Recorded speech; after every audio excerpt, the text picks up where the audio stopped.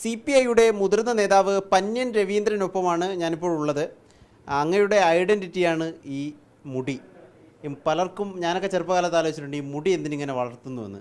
അതിൻ്റെ കൗതുകം പലർക്കും അറിയയില്ല, അതിൻ്റെ ചരിത്രവും അറിയില്ല. അതൊന്ന് പറയാമോ? മുടി ഇങ്ങനെ ഞാൻ വളർത്തിയ ആളല്ല. താങ്കളെപ്പോലെ മുടി ക്രോപ്പ് ചെയ്ത് നടക്കുന്ന ആളായിരുന്നു. അടിയന്തരാവസ്ഥ നമ്മുടെ രാജ്യത്ത് പ്രഖ്യാപിച്ചു 75-ൽ. അടിയന്തരാവസ്ഥ എന്ന് പറഞ്ഞാൽ മനുഷ്യൻ്റെ മൗലികാവകാശങ്ങളെല്ലാം വിലങ്ങ് വെക്കുന്ന ഒരു സംവിധാനമായിരുന്നു. അതിൽ ജനങ്ങൾക്കെല്ലാം വലിയ പ്രതിഷേധമുണ്ട്. പക്ഷേ പ്രതിഷേധ പ്രകടനം നടത്താൻ കഴിയില്ല. പ്രതിഷേധിക്കാൻ ഒരു വകുപ്പുമില്ല. പോലീസിനാണെങ്കിൽ ഒരുപാട് അധികാരങ്ങൾ. ഭരണത്തിൻ്റെ മറ്റ് ആനുകൂല്യങ്ങളൊന്നും സാധാരണ മനുഷ്യർക്കില്ല. മൗലികാവകാശങ്ങളെല്ലാം പോയിരിക്കുന്നു. അങ്ങനെ അവസ്ഥയിലാണ് ഞാനന്ന് AIYFൻ്റെ കണ്ണൂർ ജില്ലാ സെക്രട്ടറി ആയിരുന്നു. അപ്പോൾ കണ്ണൂരിൽ ഞാൻ സ്ഥിരമായി നടന്നു വന്നു പോകുന്ന ആളാണ്. ഒരു ദിവസം കണ്ണൂരിൽ ഇങ്ങനെ നമ്മൾ ചെറുപ്പക്കാർ വിദ്യാർത്ഥികൾ SM കോളേജിൽ പോകുന്ന വിദ്യാർത്ഥികൾ എന്നോട് പറഞ്ഞു, അല്ല രവിയേട്ടാ, ഇവിടെ ഒരു SI ഉണ്ട് വന്നിട്ട്, പുലിക്കോടൻ. അദ്ദേഹം മുടി നീട്ടി വളർത്തിയ ആളുകളെ കണ്ടാൽ മുടി വെട്ടുക, അതും പോലീസുകാരുടെ കൊണ്ടുപോയിട്ട് സെൻറ്ററിൽ നിന്നാ മുടി വെട്ടുക, പിന്നെ മൊട്ടയടിക്കേ മാർഗമുള്ളൂ. അപ്പം നാട്ടിൽ മുഴുവൻ ഒരു ചർച്ച, പുലി ഇറങ്ങിയെന്ന്. അപ്പോൾ പുലിയെ ആർക്ക് പിടിച്ചു വിട്ടാൻ കഴിയും? അന്നത്തെ കാലത്ത് വിശേഷിച്ച് കഴിയില്ലല്ലോ. പോലീസിന് അമിതാധികാരമുണ്ട്. ഭരണകർത്താക്കൾ ഇതൊക്കെല്ലാം അടിച്ചമർത്താൻ വേണ്ടി, ഏത് പ്രതിഷേധവും അടിച്ചമർത്താൻ വേണ്ടി തയ്യാറായതാണ്. എൻ്റെ പാർട്ടിയാണെങ്കിലും സത്യത്തിൽ അടിയന്തരാവസ്ഥയ്ക്ക് അനുകൂലമായിരുന്നു. ആ അവസ്ഥയിലാണ് ഉള്ളത്. അപ്പോൾ അങ്ങനെയുള്ള ഘട്ടത്തിൽ എനിക്കത് വലിയ വിഷമമായി. എന്തിനാണ് മുടി മുറിക്കുന്നത്? അത് അന്ന് നമ്മുടെ രാജ്യത്തിലാകമാനം ഒരു ചെറുപ്പക്കാരുടെ ഒരു ഫാഷനായിരുന്നു. ഹിപ്പി എന്ന് പറയുമെന്ന്. അത് വിദേശ രാജ്യങ്ങളുണ്ടായിരുന്ന ഒരു ഫാഷൻ നമ്മുടെ നാട്ടിലേക്ക് പകർന്നതാണ്. അവിടുത്തെ പോലല്ല ഇവിടെ ഉണ്ടായത്. ഇവിടെ പിന്നെ ഒരു ഫാഷനായിരുന്നു. അവിടെ മനുഷ്യൻ്റെ ജീവിതത്തിൽ തന്നെ അതിലൊരുപാട് മാറ്റങ്ങൾ വരുത്തിയ ഏർപ്പാടായിരുന്നു. അപ്പോൾ ഇവിടെ ചെറുപ്പക്കാരിങ്ങനെ ഒരു മുടി വെക്കും. ഞാൻ ആലോചിച്ചാൽ എന്താ അവകാശം ഇവർക്ക്? ഒരു മനുഷ്യന് ഏത് ഫാഷൻ സ്വീകരിക്കണം അവനല്ല തീരുമാനിക്കുന്നത്.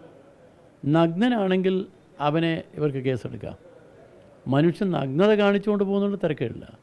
അവൻ്റെ വേഷവിധാനത്തിലോ അവൻ്റെ മുടിയിലോ എല്ലാം സർക്കാരിന് നോക്കേണ്ട കാര്യം? അത് തെറ്റിയതെങ്കിലും നോക്കേണ്ട കാര്യമുള്ളൂ. അത് തെറ്റാണെന്ന് എനിക്ക് തോന്നി.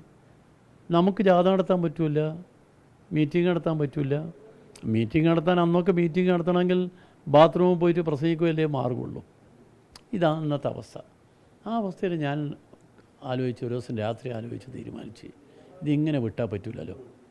SM കോളേജിലെ ഒരു ശ്രീകല എന്ന് പറയുന്ന ഒരു ആർട്ടിസ്റ്റ്, നല്ല സുന്ദരമായ തലമുടിയുള്ള ചെറുപ്പക്കാരനാണ്.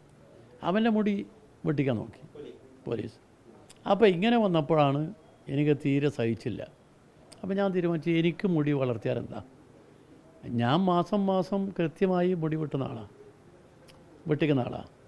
അപ്പം അങ്ങനെയുള്ള ഒരാൾക്ക് ഇത് മുടി നീട്ടി വളർത്തിയാലുണ്ടാകുന്ന തലവേദന, മറ്റു പ്രശ്നങ്ങളൊക്കെ സാധാരണ തോന്നും. പക്ഷേ ഞാൻ തീരുമാനിച്ച് എന്ത് വന്നാലും നിരക്കള്ളിനെ എതിർക്കണം. അങ്ങനെ 3 മാസം ആകുമ്പോഴേക്കെല്ലാം മുടി നീണ്ട്. അപ്പോൾ ഞാനും പിന്നെയും അവരെ പോലെയായി മുടി നീട്ടി വളർത്തിയിട്ട്. അപ്പോൾ ഇങ്ങനെ നടന്നു പോകുമ്പം പലരും കാണും, ഓ പോലീസുകാരുണ്ടേ, പുലിയുണ്ടേ. ഞാൻ പറഞ്ഞ പുലി വരട്ടെ നോക്കാം, എന്നാൽ പുലി വെട്ടട്ടെ മുടി എന്ന് പറഞ്ഞ് പോയി. ആ സമയത്താണ് ഒരു ദിവസം ഞാൻ കണ്ണൂരിൽ ബസ് സ്റ്റോപ്പിൽ ഇങ്ങനെ നിൽക്കുക. എനിക്ക് 5:30 പോകണം, ബസ് കാത്ത് നിൽക്കുക. അപ്പോഴാണ് പുലിൻ്റെ വരവ്. അദ്ദേഹത്തിന് എന്നെ അറിയാം, എനിക്ക് അദ്ദേഹത്തെ അറിയാം.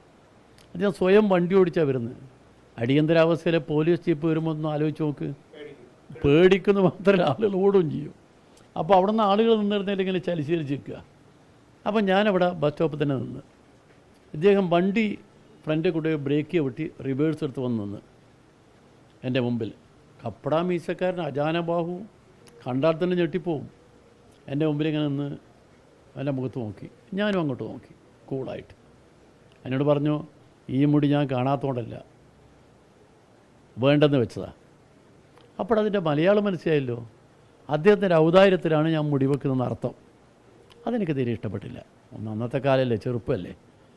ഞാനപ്പോൾ തന്നെ പറഞ്ഞു, എനിക്കിനും ഒരാഗ്രഹമേ ഉള്ളൂ, എൻ്റെ മുടി വെട്ടുന്നത് പോലീസ് ഓഫീസറായിരിക്കണം. നിങ്ങൾക്ക് പറ്റുമോ? അദ്ദേഹം എന്നെ രൂക്ഷമായി നോക്കി, ഞാനും അങ്ങോട്ട് നോക്കി. അതോടെ അദ്ദേഹം വണ്ടിയും പോയി. ഈ മുടി ഇതൊരു ഐഡൻറ്റിറ്റിയായി പിന്നെ വന്നതാണ്.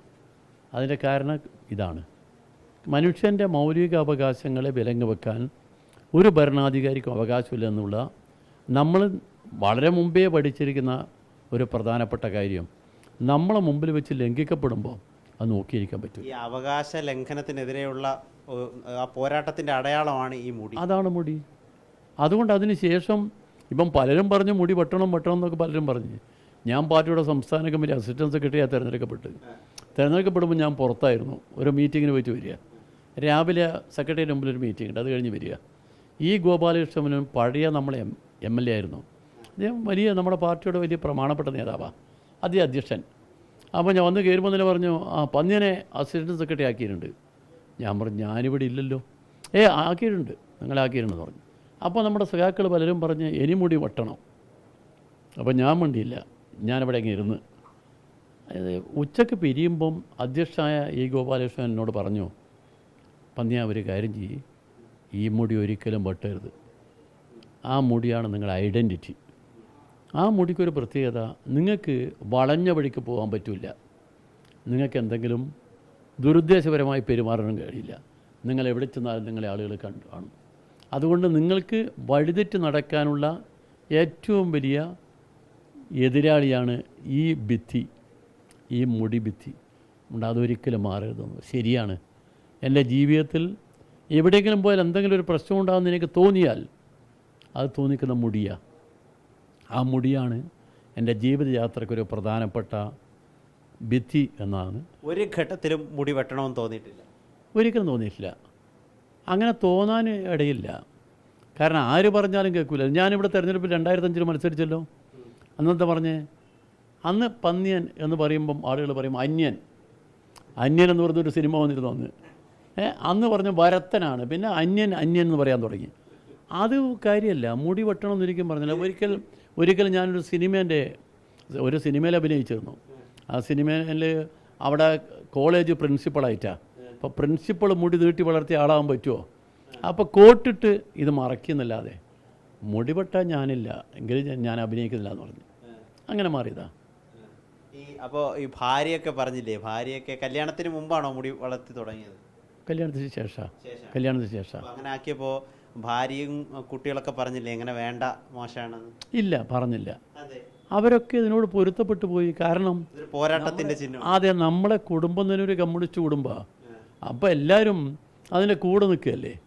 നമ്മളെ നാട്ടിൽ ആ മുടി വെച്ച് നീട്ടി വളർത്തിയ ആൾ അത് കമ്മ്യൂണിസ്റ്റുകാരനാണ്. ഒരു കമ്മ്യൂണിസ്റ്റുകാരൻ്റെ ലക്ഷ്യമായിട്ട് അത് വന്ന് ഒരു പ്രധാനപ്പെട്ട കമ്മ്യൂണിസ്റ്റുകാരൻ്റെ ഇതിൻ്റെ പരിപാലനമൊക്കെ എങ്ങനെയാണ്? പരിപാലനത്തിനൊന്നുമില്ല. ഞാനിതിൽ എണ്ണയൊന്നും തേക്കാറില്ല, സോപ്പ് തേക്കാറില്ല. സാധാരണ ഗതിയിൽ കുടിക്കും, അത്ര തന്നെ. വേറെ ഒരു ഏർപ്പാടും അതിൻ്റെ കൂടിയില്ല. ചിലർ പറയും ഷാമ്പു തേക്കാറില്ല. ഞാൻ പറഞ്ഞു ഒരു ഷാമ്പൂ ഇല്ല, സോപ്പും ഇല്ല, ഒന്നുമില്ല. കൈകൊണ്ട് ഇങ്ങനെ തേച്ച് കുളിക്കും.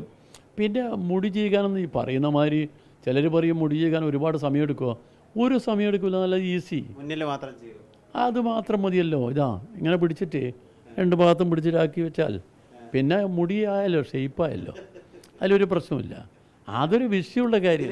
ഇതിനെ അഭിനന്ദിച്ച് ഇതിനെ പിന്തുണച്ചൊക്കെ ആളുകൾ എത്തിയിട്ടുണ്ടോ? അഭിനന്ദിച്ച ആളുകൾ ഒരുപാടുണ്ട്. കാരണം പ്രശസ്തരായ ആരൊക്കെ ഇത് കൊള്ളാം എന്ന് പറഞ്ഞു? പ്രശസ്തരായ ആളുകൾ പറഞ്ഞാൽ ആളുകളിപ്പം ജീവിച്ചിരിക്കണ്ടേ. ONV സാറ് പറഞ്ഞിട്ടുണ്ട്. ONV സാറ് എൻ്റെ ഏറ്റവും അടുത്ത, ഞാൻ അത്ര ബഹുമാനിക്കുന്ന ആദരിക്കുന്ന കേരളത്തിലെ കവിയാണ് ONV സാറ്. ONV സാർ എന്നോട് പറഞ്ഞിട്ടുണ്ട്, നന്നായി വന്നിയാ, ഇത് നിങ്ങളൊരടയാളമാണ്. ഈ അടയാളം ജനങ്ങളെ മുമ്പിലെത്തുമ്പോൾ അവരുടെ ഓർക്കും ഇതിനെക്കുറിച്ച്. കാരണം അടിയന്തരാവസ്ഥ എന്ന് പറയുന്നത് അത് പിൻവലിച്ച്, ആ പിൻവലിച്ചതിന് പിന്നെ ഭരണവും പോയെന്ന്. ഇന്ദിരാഗാന്ധിയായിരുന്നു അന്ന്. ഇവിടെയാണെങ്കിൽ നമ്മൾ അന്ന് മുന്നണി, കോൺഗ്രസ് കൂടി ചേർന്ന മുന്നണിയായിരുന്നു. പക്ഷേ രാജ്യവ്യാപകമായി നമ്മൾ തീരുമാനിച്ച് അതിനുശേഷം ഈ ബന്ധം നമ്മൾ വേർപെടുത്തണം. അങ്ങനെ ഇടതുപക്ഷം അല്ലാതെ വേറെ ആരെങ്കിലുമൊക്കെ ഓർമ്മയിലുണ്ടോ? വേറെ ആളുകൾ പലരും പറഞ്ഞിട്ടുണ്ട്, ഒരുപാട് പേര് പറഞ്ഞിട്ടുണ്ട്. അങ്ങനെ പിന്നെ പ്രശസ്തരായ ആളുകളെന്ന് പറഞ്ഞപ്പം നമ്മളിങ്ങനെ പറയുന്നത് മാത്രമേ ഉള്ളൂ. മറ്റൊരുപാട് പല കമൻറ്റുകളും കിട്ടും. ചിലപ്പോൾ കമൻറ്റൊക്കെ ഉണ്ടാവും. കമൻറ്റൊക്കെ സ്വാഭാവികമാണ്. കമൻറ്റ് സ്വാഭാവികമാണ്. മാത്രമല്ല ഇതുകൊണ്ടൊരു അപകടം ഉണ്ടായി എന്ന് പറഞ്ഞാൽ ഞാൻ 2004 തെരഞ്ഞെടുപ്പ് നടന്നല്ലോ, പാർലമെൻറ്റ് തെരഞ്ഞെടുപ്പ്. അപ്പം അന്ന് മൂവാറ്റുപുഴ മത്സരിച്ച് പിന്നെ ഈ സ്വതന്ത്ര സ്ഥാനാർത്ഥിയെ ജയിച്ചത്. ഇടതുപക്ഷ മുന്നണിയുടെ സ്ഥാനത്ത് തോറ്റുപോയി. നമ്മൾ എസ് പിയിൽ തോറ്റുപോയി 500 ചില്ലാനം വോട്ടിന്. അത് നമ്മളെ ഇടതുപക്ഷ മുന്നണിയിൽ വലിയ ചർച്ചയായി. VS ഉൾപ്പെടെയുള്ള മുന്നണിയില്ലേ, ആ മുന്നണിയിൽ ചർച്ചയായപ്പോൾ അവിടുന്ന് ഞാനും വളരെ വികാരപരമായി പറഞ്ഞു അത് ശരിയല്ലല്ലോ, അങ്ങനെ തോക്കേണ്ട ന്യായം എന്താ, തോക്കാൻ ഒരു വഴിയുമില്ല. അപ്പോൾ പറഞ്ഞു നമുക്കൊരു അന്വേഷണ കമ്മീഷൻ വെക്കാം. ഇടതുപക്ഷ മുന്നണി ആദ്യത്തെയും ഇതുവരെ ഉണ്ടായിരുന്ന ആദ്യ അന്വേഷണ കമ്മീഷനാണ്. ആ കമ്മീഷൻ്റെ ചെയർമാൻ ഞാനായിരുന്നു. മറ്റൊന്ന് K. കൃഷ്ണൻകുട്ടി നമ്മളെ മന്ത്രി, വേറെ ഒന്ന് നമ്മളെ ചന്ദ്രചൂഡൻ RSP, അദ്ദേഹം ഇപ്പോൾ നമ്മളെ കൂടി ഇല്ല. നമ്മൾ 3 കമ്മീഷൻ ഇങ്ങനെ പര്യടനം നടത്തിയ മൂവാറ്റുപുഴയിൽ നിന്ന് നമ്മളൊരു ദിവസം വൈകുന്നേരം ഒരു 7-7:30 മണിക്ക് ഭക്ഷണവും കഴിച്ച് പോകാൻ വേണ്ടി പോകുമ്പോൾ ഒരു ചാറ്റ മഴ, കുടയില്ല. ഒരു ഓട്ടോറിക്ഷ പിടിച്ച് നമ്മൾ 3 കൂടി കയറി. ചന്ദ്രചൂഡൻ കയറി, പിന്നെ ഞാൻ കയറി, കൃഷ്ണൻകുട്ടി കയറി. നമ്മൾ ഓട്ടോറിക്ഷ മഴയായതുകൊണ്ട് 2 ദിവസം പാടിയും താഴ്ത്തിയിട്ടിരിക്കുക. ഓട്ടോറിക്ഷ ഇങ്ങനെ പോയിക്കൊണ്ടിരിക്കുക. അപ്പോൾ ഒരു വണ്ടിയുണ്ട്, ലൈറ്റ് നല്ല വിസിലടിക്കുന്ന മാതിരി ഫോൺ അടിച്ചുകൊണ്ട് വന്ന് നമ്മളെ മുമ്പിൽ വന്ന് ബ്രേക്ക് ഇട്ട് വണ്ടി നിർത്തി. ഒരു SIയും 2-3 പോലീസുകാരും ചാടി ഇറങ്ങി വന്ന് പാളി പൊക്കി നോക്കുമ്പോൾ നമ്മൾ സോറി സാർ, നമ്മൾ വേറെ സംശയിച്ച് വന്നതാണ്. അപ്പം ഞാൻ പറഞ്ഞു വേറെ സംശയിച്ചില്ല, കുൽസിത പ്രവർത്തനം അതെനിക്ക് മനസ്സിലായി, അത് വേറെ സംശയിച്ചില്ല എന്ന്. ഈ 2 പുരുഷന്മാരോട് ഒരു പെണ്ണെ തട്ടിക്കൊണ്ടുവന്നില്ല നിങ്ങൾ ആലോചിച്ചത് എന്ന് ഞാൻ പറഞ്ഞു. അങ്ങനെ സംഭവം ഉണ്ടായി. അതൊക്കെ സ്വാഭാവികമാണ്. ഇത് ശരിക്കും പറഞ്ഞാലേ ഈ മുടി വളർത്തുന്നതൊക്കെ ഇപ്പോഴും പോലീസ് സ്റ്റേഷനിൽ ചിലരൊക്കെ പോലീസുകാർ വിരട്ടുന്നുണ്ട്, ഈ ചെറിയ കുട്ടികളെ. മാത്രമല്ല ചില സദാചാര പോലീസിംഗും ഉണ്ട്. അതിനെതിരെയൊക്കെ ഈ മുടി ആ ഒരു പോരാട്ടം. അല്ല, ഞാൻ പല സ്ഥലത്തും അതിന് പോയിട്ടുണ്ട്. ചില സ്ഥലത്ത് പറഞ്ഞപ്പോൾ ഞാൻ പോയിട്ടുണ്ട് അതിന്. കാരണം അതിന് ആർക്കും അവകാശമില്ല.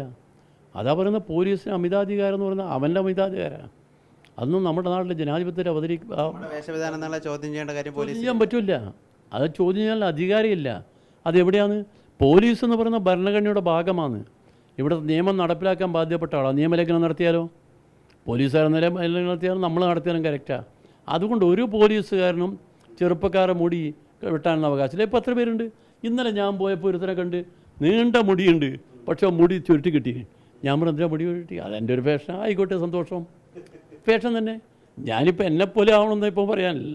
പക്ഷേ മുടി നീട്ടി വളർത്തുന്ന ആളുകളോട് എനിക്കൊരല്പം ബഹുമാനമുണ്ട്, ഒരു സ്നേഹമുണ്ട്.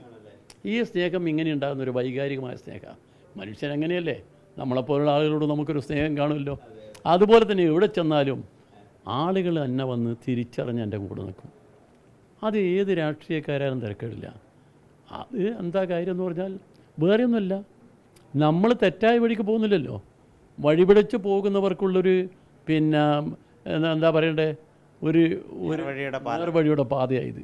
ആ പാതയായിട്ട് ഞാനിതിനെ കാണും. ഈ പലരും മുടി വളർത്തുന്നത് ഫാഷനാണ്, പക്ഷേ രവിയേട്ടന്, പന്ന്യൻ രവീന്ദ്രന് ഇതൊരു ഫാഷനല്ല, ഇതൊരു പോരാട്ടത്തിൻ്റെ, ഒരു പ്രതികാരത്തിൻ്റെ ഒക്കെ പ്രതീകമാണ് ഈ മുടി. അത് ജീവശ്വാസം നിലയ്ക്കും വരെ ഉണ്ടാകുമെന്ന ഉറപ്പും പന്ന്യൻ രവീന്ദ്രൻ പറയുകയും ചെയ്യുന്നുണ്ട്. ക്യാമറമാൻ സബിനൊപ്പം reporter Adil Palode, in reporter, Thiruvananthapuram.